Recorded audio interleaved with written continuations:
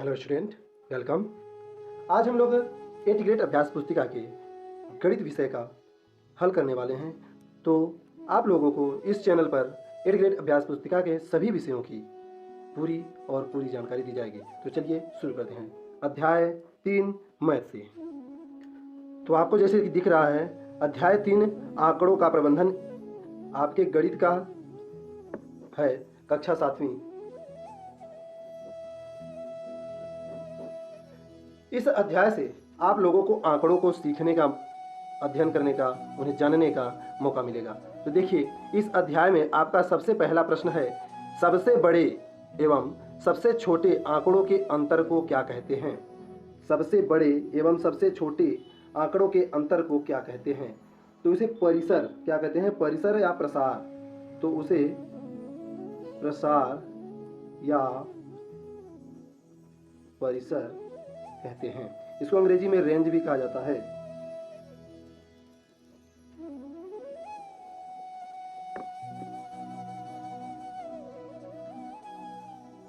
दूसरा है, निश्चित घटना की प्रायिकता क्या होती है। निश्चित घटना की प्रायिकता क्या होती है। देखिए, जब घटना घटती है तो उसकी प्रायिकता 1 होती है। तो यहां लिखेंगे निश्चित घटना की प्रायिकता 1 होती है। यहाँ पास दो बातें हैं, निश्चित घटना की प्रायिकता 1 होती है और जो निश्चित नहीं होती है उसकी प्रायिकता 0 होती है। यह भी लिख लेंगे कि जिसकी घटना मतलब नहीं होती है, निश्चित ही नहीं रहती कि होगी, उसकी प्रायिकता 0 होती है। तीसरा प्रश्न देखिए, लिखा है प्रथम 5 प्राकृत संख्याओं का माध्य क्या होगा। तो प्राकृत संख्या हमारा कहां से शुरू होगा, पहले तो प्रथम 5 प्राकृत संख्या लिख लेंगे। तो प्रथम 5 प्राकृत संख्या। तो देखिए, प्राकृत संख्या यानी कि नेचुरल नंबर हमारा शुरू होता है 1 से। तो 1 हो जाएगा, 2 हो जाएगा, 3 हो जाएगा, 4 हो जाएगा और 5। प्रथम 5 बोला तो 1 2 3 4 5। अभी हमारे पास 5 आंकड़े हैं और इन संख्याओं का माध्य पूछा है। देखिए, माध्य क्या होगा है, तो माध्य का सूत्र हम लिखेंगे। तो माध्य का सूत्र होता है, देखिए, माध्य बराबर होता है सभी प्रेक्षणों का योग बटे प्रेक्षणों की संख्या। यानी कि जो आंकड़े हमारे पास हैं उन आंकड़ों का योग। तो लिखेंगे सभी आंकड़ों का योग, सभी आंकड़ों का योग बटे आंकड़ों की संख्या, आंकड़ों की संख्या। तो देखिए, सभी आंकड़ों का योग है 1 2, इन सब का जोड़ कर रख देंगे। तो 1 + 2 + 3 + 4 + 5 और कुल कितने हैं, 1 2 3 4 5। सभी आंकड़े हमारे पास कुल 5 आंकड़े हैं। अगर इन सब को जोड़ देते हैं, इन तीनों चारों को, तो क्या आता है, 1 2 3 3 6 6 4 10 10 5 15, यानी कि 15/5। जब 5 एकम 5 5 3 15, जब भाग देंगे तो 3 आएगा। तो यानी आंसर हमारे क्या हो जाएगा, 3। ओके। इसी तरह चौथा नंबर देखिए, आंकड़ों में सबसे अधिक बार, आंकड़ों में सबसे अधिक बार आने वाला प्रेक्षण क्या कहलाता है। आंकड़ा है अगर आपके पास, मान लीजिए कोई आंकड़ा है, जैसे कि हम यहाँ लिख देते हैं कोई आंकड़ा 23 26 28 28 32 33 35 38 41। इस तरह से हमारे पास आंकड़ा है, माना कि हमारे पास यहाँ। अब इन आंकड़ों में देखेंगे, यहाँ लिखा है सबसे अधिक बार आने वाला प्रेक्षण। तो यहाँ देखिए 28 हमारे पास यहाँ 2 बार आया है। तो सबसे अधिक बार आने वाला प्रेक्षण क्या कहलाएगा। तो लिखेंगे यहाँ पास, इसका आंसर हो जाएगा आंकड़ों में सबसे अधिक बार आने वाला प्रेक्षण, आने वाला प्रेक्षण क्या कहलाता है पूछा है। तो उसे हम लोग बहुलक कहते हैं, बहुलक, बहुलक कहलाता है। क्या कहलाता है, बहुलक कहलाता है। अगर इस आंकड़े में अगर बहुलक लिखेंगे तो हमारा क्या हो जाएगा, 28। बहुलक हमारा 28 हो जाएगा। नेक्स्ट 5वां नंबर आप देख सकते हैं, इसमें देखिए लिखा है सुशील 3 क्रमागत दिनों में क्रमशः 6 घंटे, 5 घंटे, 7 घंटे पढ़ता है, तो उसके प्रतिदिन पढ़ने का औसत समय क्या होगा है। देखिए यहाँ भी औसत समय पूछ रहा है, तो देखिए चैनल को सब्सक्राइब करके घंटी वाला बटन दबा के रखें ताकि आने वाले वीडियो का नोटिफिकेशन आपको पहले मिले। तो देखिए इस सवाल का आपको आंसर कैसे लिखना है। तो 3 क्रमागत दिन 6 घंटे, 5 घंटे, 7 घंटे दिया हुआ है, औसत समय पूछा है, यानी कि माध्य निकालना है। क्या निकालना है? माध्य निकालना है। तो इसमें सुशील के पढ़ने का औसत समय, सुशील के पढ़ने का औसत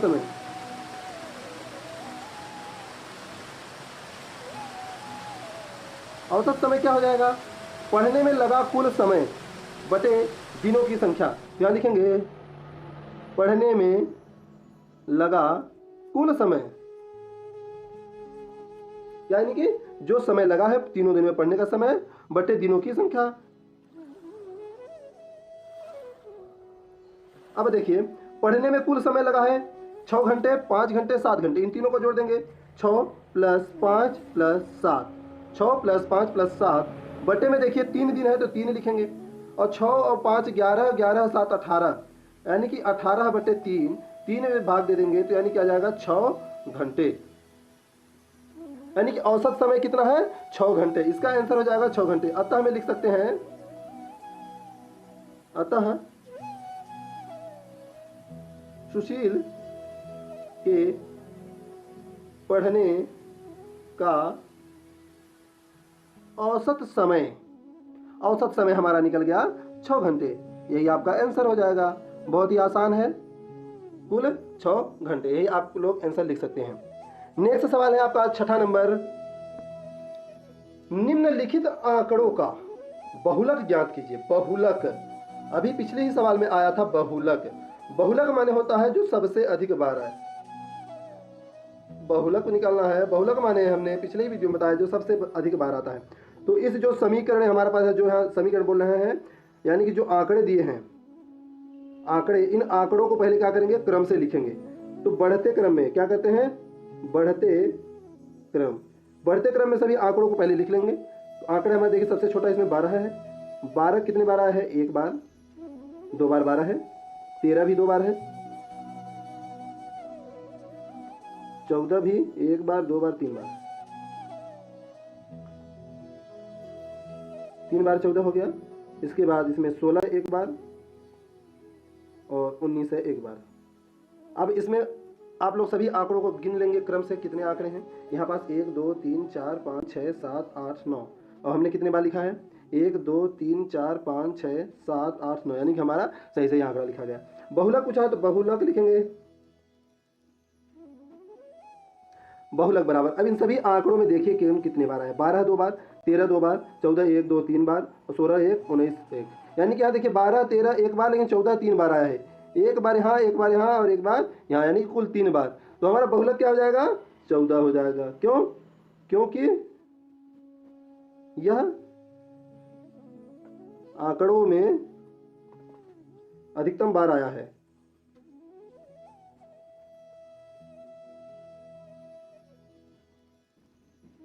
ठीक, इस प्रकार से आप लोग लिख सकते हैं आंसर। 7वां नंबर देखिए क्या लिखा है। यह निर्णय लेने के लिए, क्या लिखा है?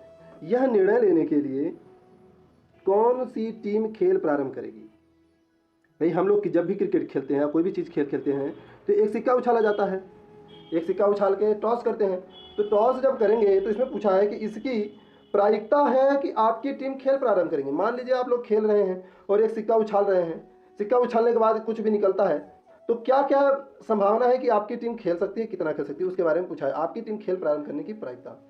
तो एक सिक्का उछालेंगे तो आपका हेड आएगा या तो टेल आएगा, हेड आएगा या टेल आएगा। तो हमारे पास कुल 2 आंकड़े हैं, हेड का और टेल का। तो मान लीजिए आपने बोला हेड, आपकी टीम ये है, आपकी टीम मान लीजिए ए है। क्या है? ए जो टीम है उसने क्या बोला कि हमको हेड चाहिए। क्या? हेड। अगर वह हेड बोलता है तो हमारे पास हेड तो 1 बार है, तो इसमें इसकी प्रायिकता निकालनी है। तो कुल आंकड़े कितने हैं? कुल आंकड़े कुल 2 आंकड़े हैं। और अभी हमारे पास एक आंकड़ा आ रहा है कि हमारी टीम अगर ए हेड बोलती है तो हमारे पास चित आने की प्रायिकता क्या होगी? तो कौन सा खेल प्रारंभ करेगी सबसे पहले, इसके लिए हम लोग देखिए क्या करेंगे। इसकी प्रायिकता यानी कि हेड यानी चित, हमारी टीम जो है हेड बोलती है यानी चित, तो चित आने की प्रायिकता निकाल लेंगे।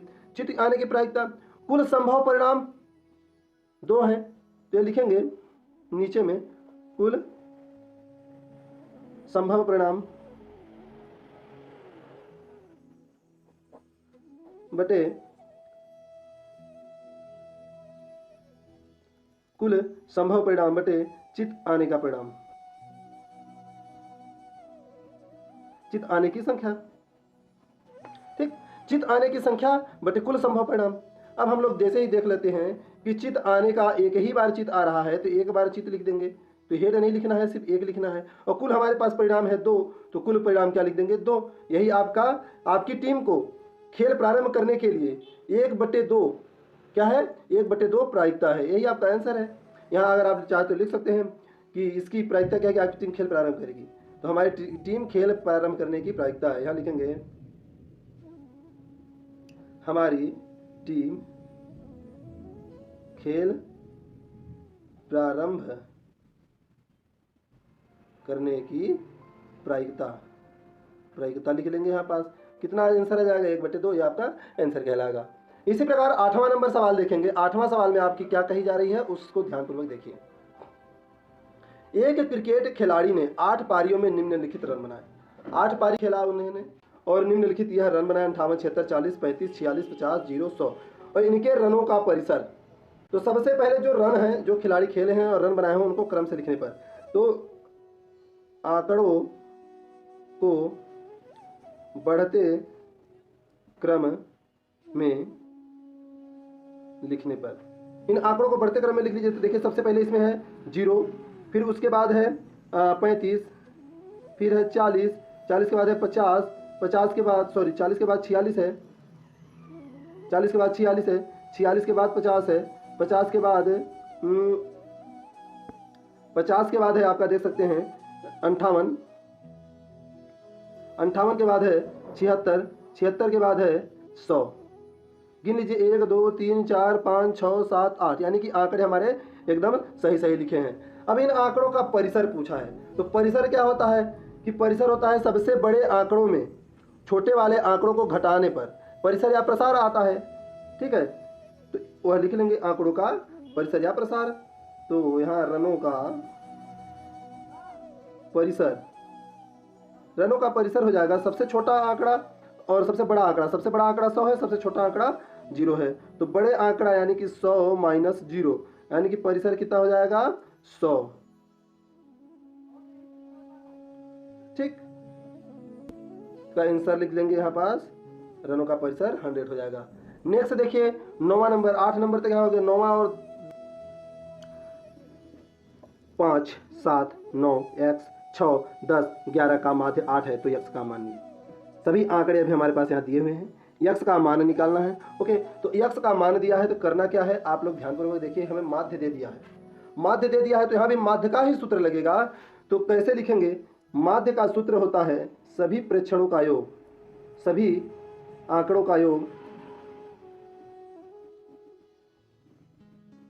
सभी आंकड़ों का योग बटे आंकड़ों की संख्या।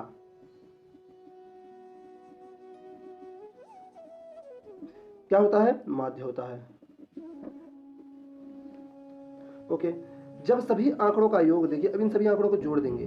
जोड़ने पर हमारा क्या आता है? 5 + 7 + 9 + x + 6 + 10 + 11 और आंकड़ों की कुल संख्या कितनी है?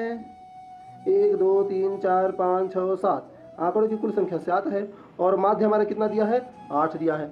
अब देखिए भाग में 7 है और 8 में यहाँ बराबर। भाग को अगर पक्षांतर करेंगे दूसरी तरफ तो गुणे में चला जाएगा, तो इसको यहाँ पास करके देख लीजिए और इन सभी को जोड़ देंगे। पहले तो 7 5 और 7 12, 12 9 21, 21 और 6 27, 27 10 37, 37 1 38, 38 10 48।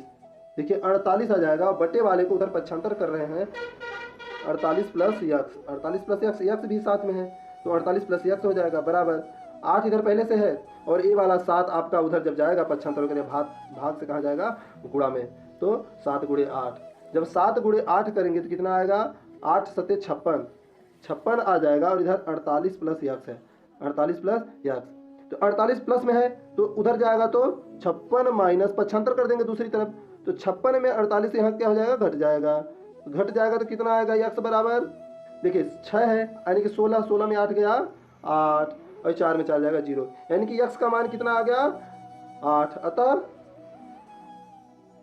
यक्स का मान 8 होगा। इस तरह से आपका 9वां नंबर प्रश्न हल करेंगे। देखिए 10वां में क्या लिखा है, 6 विभिन्न कक्षाओं के विद्यार्थियों की संख्या नीचे दी गई है, इन आंकड़ों को एक दंड आलेख द्वारा निरूपित कीजिए। इन सभी आंकड़ों का हमें दंड आलेख बनाना है, तो दंड आलेख बनाने के लिए क्या करेंगे, देखिए सबसे पहले आंकड़ों को देख लीजिए एकदम सही तरीके से कि कक्षा दिया है 5वां 6वां 7वां 8वां 9वां और 10वां, कुल कितने संख्याएं 1 2 3 4 5 6 संख्याएं हैं और विद्यार्थियों की संख्या दिया है कि 5वां में 130, 6ठे में 120 और ये सभी संख्याएं दी हैं, तो इनको हमें दंड आलेख बनाना है। तो दंड आलेख हमारा किस प्रकार बनता है, एक्स अक्ष और वाई अक्ष के रूप में, तो इस प्रकार से इधर बन जाएगा और इस प्रकार से इधर बन जाएगा। तो देखिए किधर कैसे लिखना है, तो इधर तो हमारा हो जाएगा विद्यार्थियों की संख्या, यहां लिखेंगे विद्यार्थियों की संख्या,